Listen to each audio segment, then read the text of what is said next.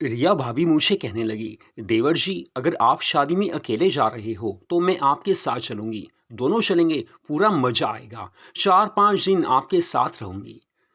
तो मधु love stories channel पर देवर भाभी के प्यार की ये मस्ती भरी कहानी आप सुनने लगे हैं। मेरा नाम विवेक है। मेरे भैया का नाम संजय है और मेरी प्यारी भाभी जो काफ़ी ज़्यादा स्मार्ट हैं, उनका नाम रिया है। जब संजय भैया के लिए रिया को हम देखने गए थे, यानी कि संजय भैया के लिए रिया को पसंद करने गए थे, उस समय मैं भी साथ में गया था।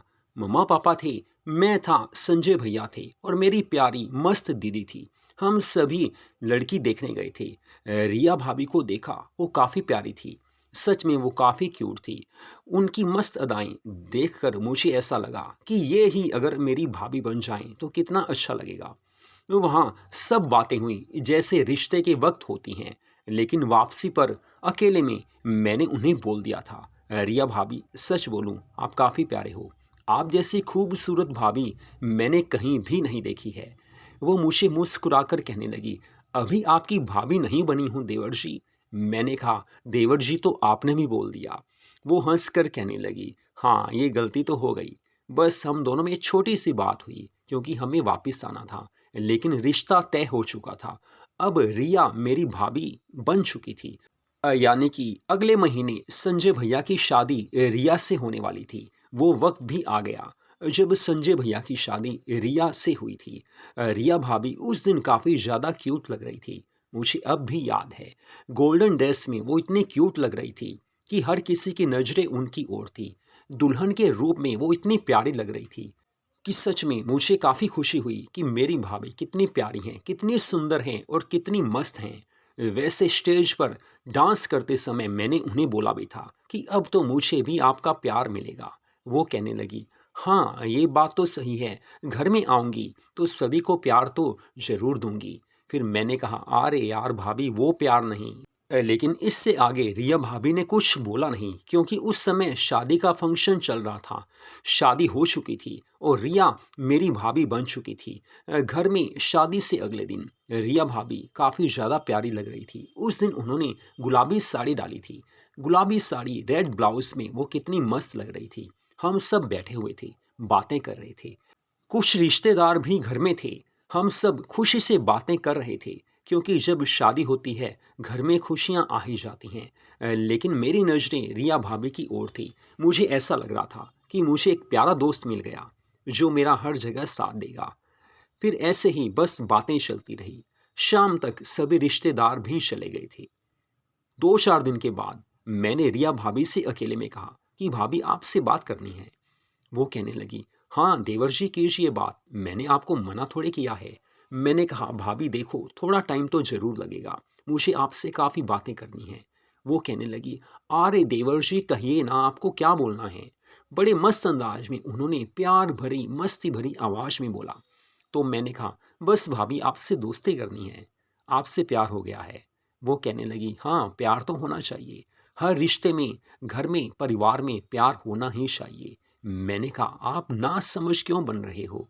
वो कहने लगी, अरे देवर जी मैं ना समझ नहीं हूँ, मैं समझती हूँ कि आपको एक दोस्त चाहिए जो आपकी हर ज़रूरत को पूरा कर सके, आपकी फीलिंग्स को समझ सके और आपसे अच्छी बातें कर सके। बस मैं समझ गई हूँ और मेरी ओर से आपको पूरा प्यार मिलेगा। मैं आपकी फ्रेंड अभी से बन गई, आप चिंता मत कीजिए। मुझे भी प्यार भरे रिश्ते निभाने में काफ़ी अच्छा लगता है। वैसे भी कहते हैं कि देवर भाभी में प्यार होना ही चाहिए। ये चीज़ मैं पहले से समझती हूँ। उसके बाद हम दोनों काफ़ी देर बातें करते रहे। वो काफ़ी क्यूट लग रही थी। उस समय उन्होंने जीन्स टॉप डाला हुआ था। फिर मैंने उन्हें पूछा, शादी से पहले आपका किसी से प्यार था या नहीं था। वो कहने लगी, नहीं ऐसा कुछ तो नहीं था, लेकिन हाँ नॉर्मल दोस्त ज़रूर थे। फिर मैंने बोला, बस नॉर्मल।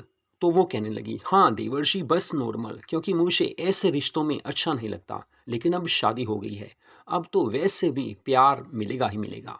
आपके भैया संजय भैया काफ़ी प्यार करते हैं। बस आप भी मेरे दीवाने हो गए हो। मुझे पता है कि आप काफ़ी टाइम से मुझे देख रहे हो। जिस दिन रिश्ता होने वाला था आप बड़े ध्यान से देख रहे थे, बड़े प्यार से देख रहे थे। मुझे अच्छा लगा था क्योंकि देखो, जिस घर में मुझे जाना है उस घर के हर मेंबर से मुझे प्यार करना ही है। वो बड़ी क्यूट लग रही थी। बातों बातों में मुझे कहने लगी, देखो देवर्षि, आपसे एक शिकायत है, बस आप बुरा मत मानना। मैंने कहा, अरे भाभी, मुझसे शिकायत बताइए ना, मैं वो शिकायत दूर करूंगा। मेरे से कोई गलती हुई है तो बता दीजिए।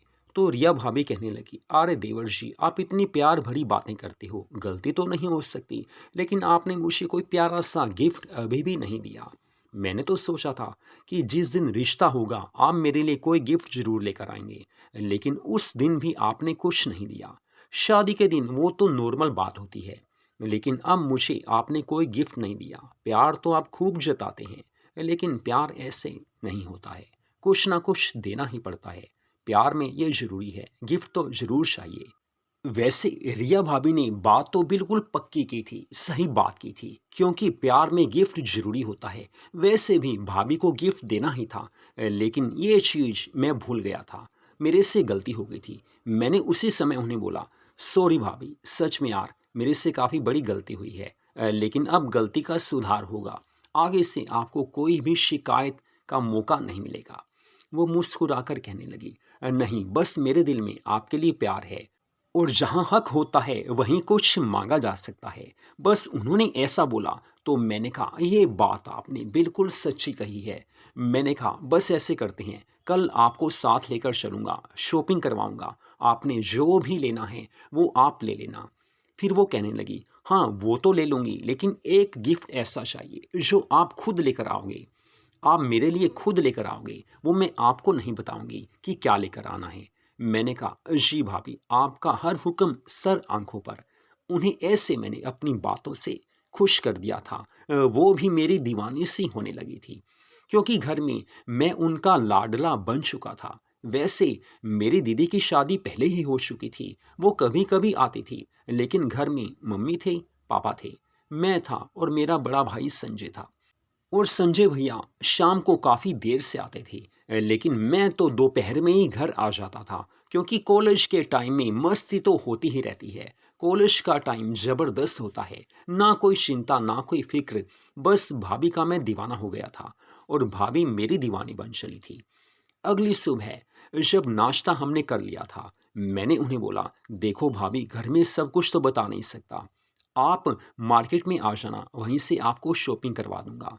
तो भाभी कहने लगी, अरे देवर जी, आप चिंता क्यों करते हो, मैं घर बोल देती हूँ, आप चिंता मत करो। तो भाभी ने मम्मा पापा से बोल दिया था कि मैं विवेक को लेकर जा रही हूँ, कुछ मार्केट से शॉपिंग करनी है। तो मम्मा पापा ने बोला, हाँ लेकर जाओ, अच्छी बात है। वैसे भी रिया बेटी, तुझे यहाँ की मार्केट देखनी ही पड़ेगी, कभी ना कभी तो अकेले भी जाना पड़ेगा, लेकिन इससे पहले विवेक के साथ घूम कर आओ। मुझे फिर मम्मा पापा ने बोला कि भाभी को अच्छे से घुमाना, हर चीज़ दिखा देना, 2-3 घंटे वैसे घुमाओ, बाकी जो शॉपिंग करनी हो वो ज़रूर करवा देना। मैंने कहा, दिल में सोचा, अरे यार, ये तो बढ़िया हो गया, भाभी ने खुद मम्मा पापा से बात की थी। उसके बाद मेरे लिए ये सबसे बड़ा गोल्डन चांस था। भाभी को बाइक के पीछे मैंने बिठाया था। बाइक पर भाभी मुझे पकड़कर बैठ गई थी। मैंने कहा, भाभी स्पीड मेरी तेज होती है। वो कहने लगी, अरे यार, चिंता मत करो, आप जितनी मर्जी स्पीड रखो, मैं तो आपको पकड़कर बैठी रहूंगी। बस बाइक चलाकर मैं शॉपिंग मॉल में चला गया था। वहाँ भाभी ने काफ़ी कुछ लिया था। वैसे भी शादी के बाद जब पहली बार कोई भी लड़की शॉपिंग करने जाती है तो जी भरकर खर्च करती है। भाभी ने जी भरकर खर्च किया था, लेकिन सारी पेमेंट मैंने ही की थी। भाभी काफ़ी खुश थी, लेकिन जैसे भाभी ने बोला था, एक प्यारा सा गिफ्ट उनके लिए मुझे भी लेना था।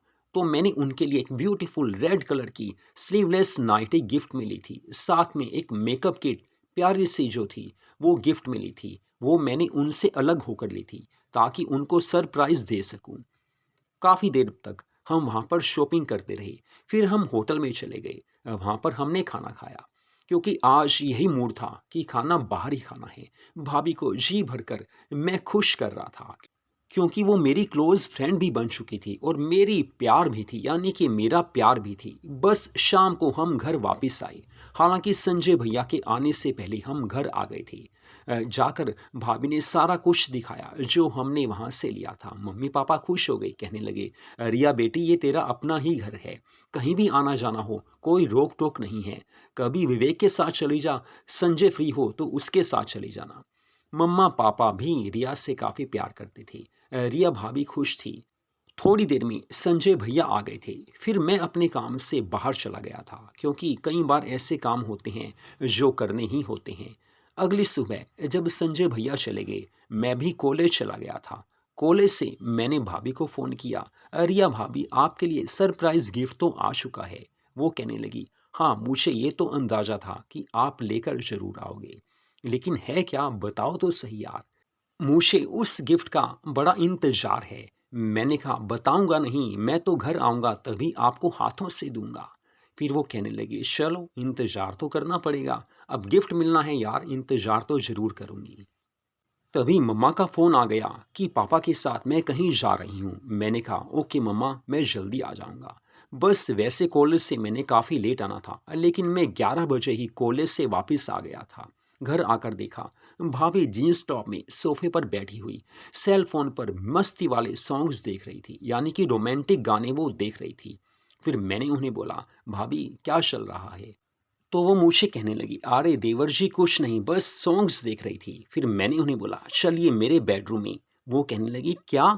मैंने कहा, अरे यार बेडरूम में चलो, आपको वही गिफ्ट देना है जो आपके लिए लेकर आया हूँ।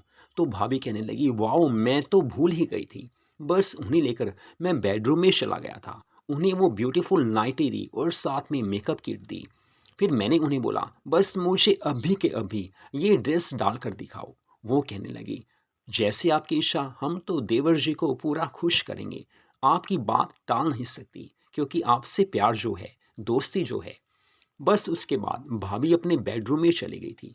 5-7 मिनट के बाद वो ब्यूटीफुल रेड नाइटी में और ज़बरदस्त मेकअप करके बाहर आ गई। मैंने कहा, वाओ भाभी, you are looking so smart. आज तो आप इतनी कयामत लग रही हो कि देखकर मज़ा आ गया। वो कहने लगी, सच में यार, मैं सच बोल रही हूँ कि मुझे भी ये नाइटी काफ़ी अच्छी लगी। हालांकि नाइटीज़ मैं काफ़ी पहनती हूँ, शादी से पहले भी डालती थी, लेकिन इस नाइटी में कुछ खासियत है।